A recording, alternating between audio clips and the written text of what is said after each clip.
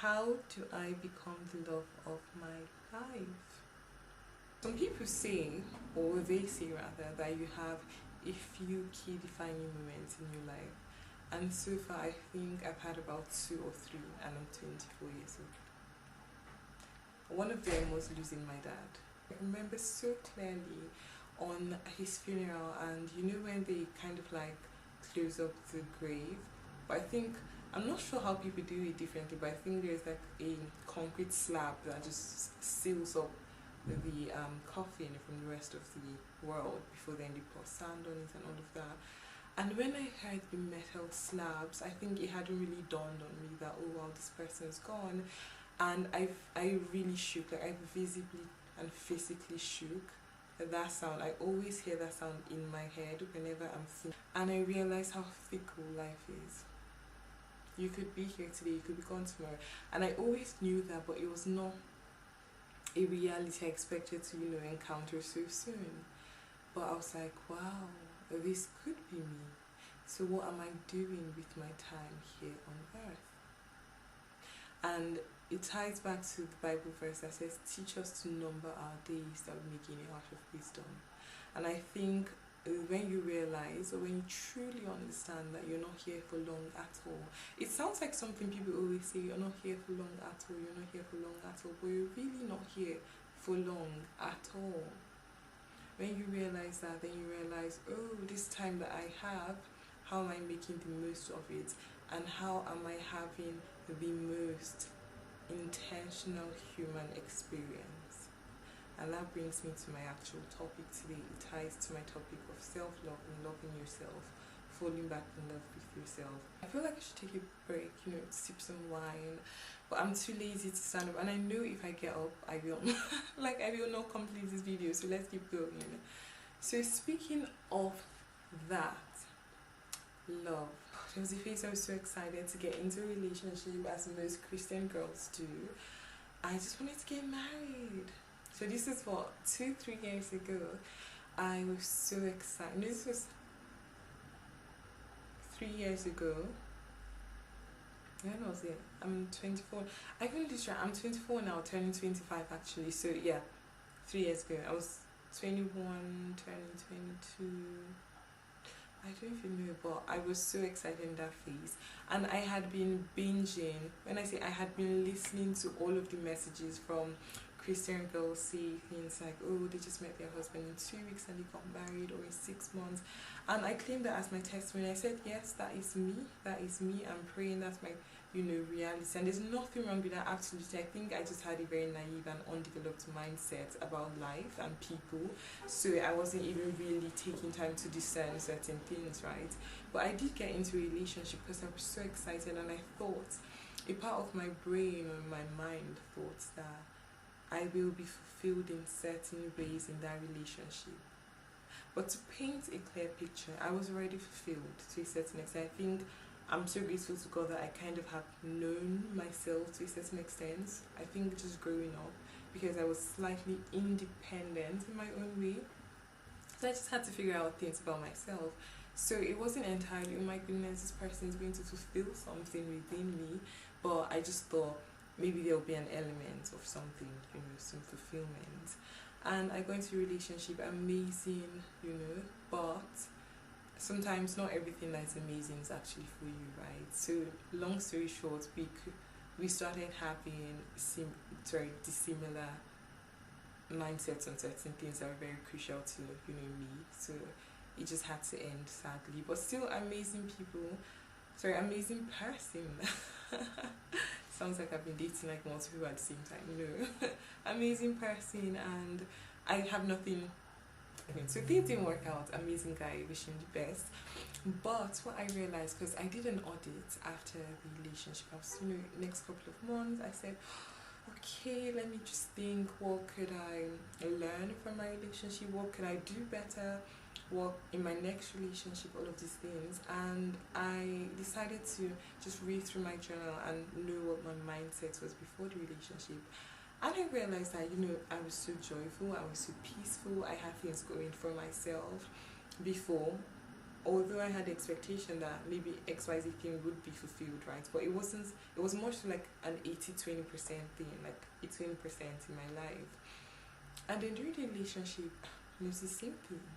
And then after the relationship, of course, I was sad and like heartbroken, but I realized, oh, my peace, my joy, is still intact. I feel good.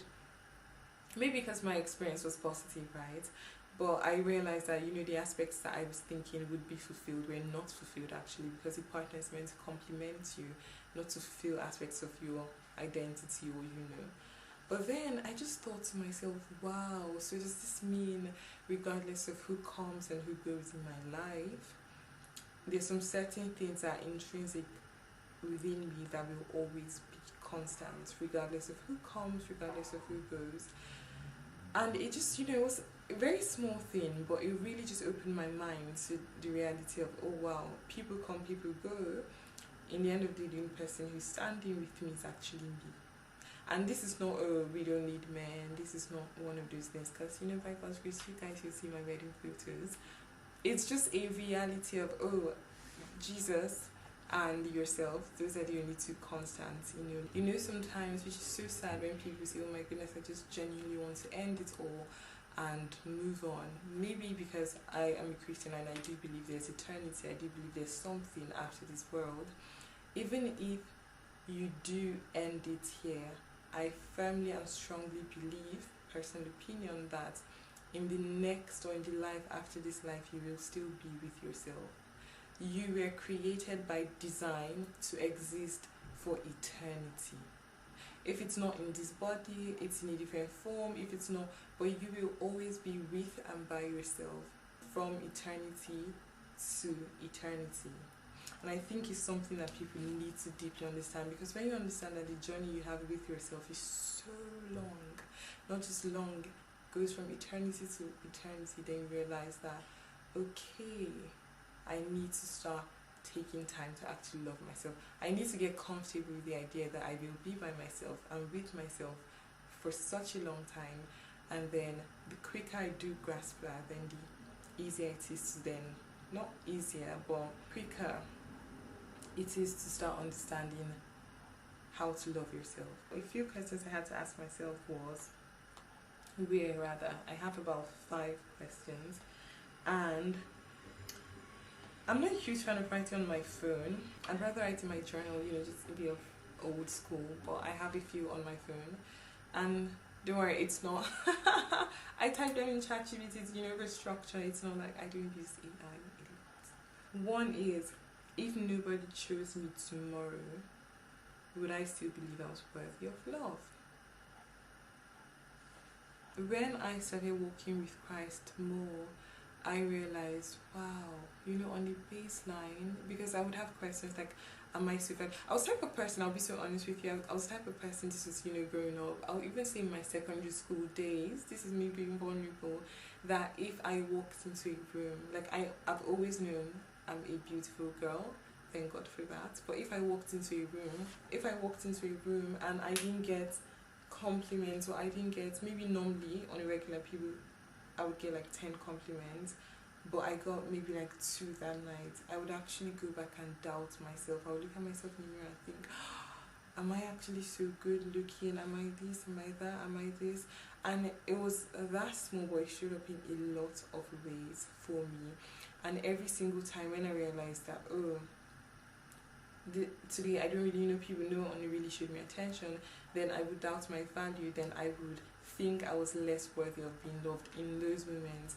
Then on a different day, maybe when I got better compliments, or when I was paid more attention to by people, then I'll think, oh, you know what, I'm really that girl, I really deserve to be loved. But that is such a dangerous game to play. I got to a point where I just thought, oh no, this can't be it. Like, I can't be high today, I can't be low tomorrow. That's not very fulfilling for me, and I became very discontent. And a lot of you women as well are at that phase where you're very discontent, but you just don't know what to do.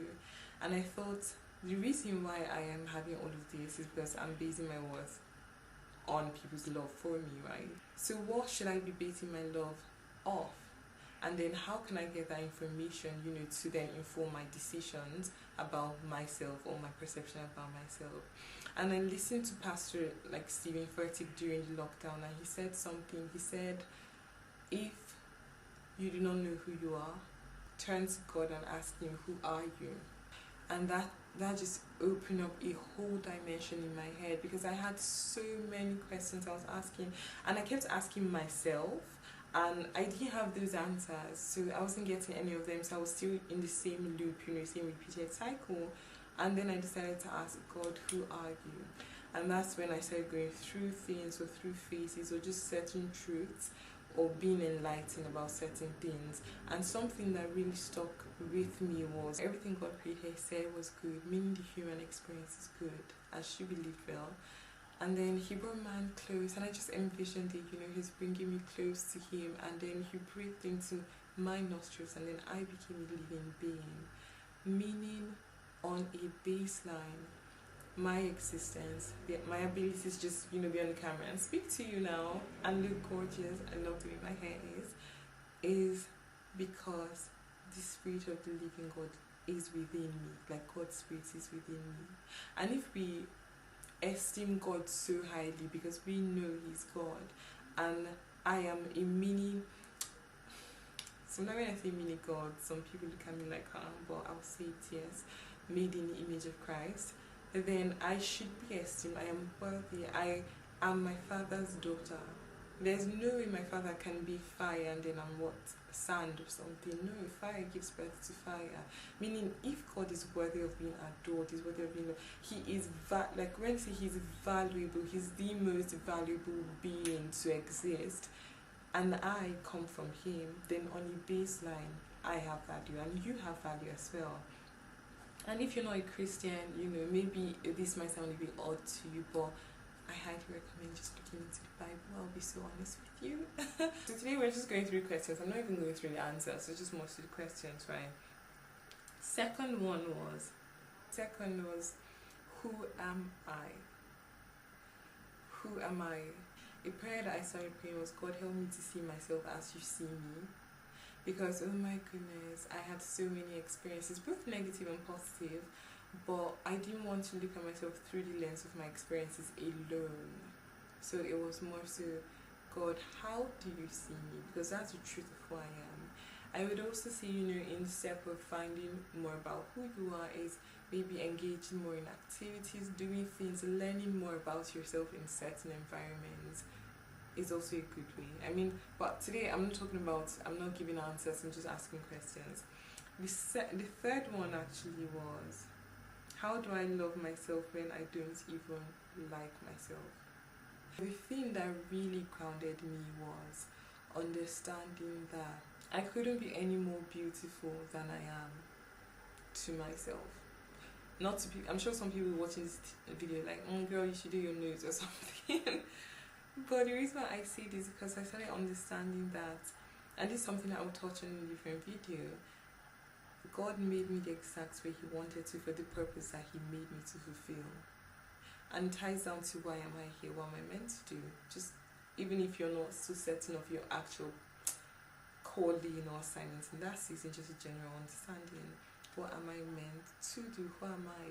So when I started understanding that, God made me for a certain purpose and this is why He made me, I started thinking of beauty less of physical beauty in that sense, less of what I should look like and what I think I should look like or what is conventionally attractive. And when I started looking in the mirror, what I was thinking was, if God made me exactly the way I am, then this is the height of beauty. So I redefined what I thought beauty was. Physical beauty in that sense, but not just physical, actually, even within. Beauty for me became, God made me exactly as I am, and that's beauty for me. And then the third question is, am I truly living or just surviving because of trauma? And I think that's a completely different video. That's a separate video that we just have to deal with, because trauma really, experiences in general really shape your perception of yourself. And a lot of us women are actually just surviving. We're not living. You can't come home to yourself. And the thing about self-love, even like, you know, this whole journey, is that it's not always glamorous. I think the genuine and the deepest parts of self-love are not the glamorous parts. I think, you know, it's almost like when you've planted the seed and that is messy in the soil. Everyone loves to romanticize the aspects on the top when, you know, you're blooming, but then the weed parts at the bottom, messy, where you have to sit with yourself and ask yourself all of these questions. So asking yourself the question, are you truly living or just surviving, is so important. Something I ask myself. I just wanted to share these things that are in my mind. And we'll talk later. You could ask me, you know, any questions you have, because, you know, it's such an interactive girl's bedroom. Ask me any questions and then we'll pick that up on the next video. I love you, girl. Bye.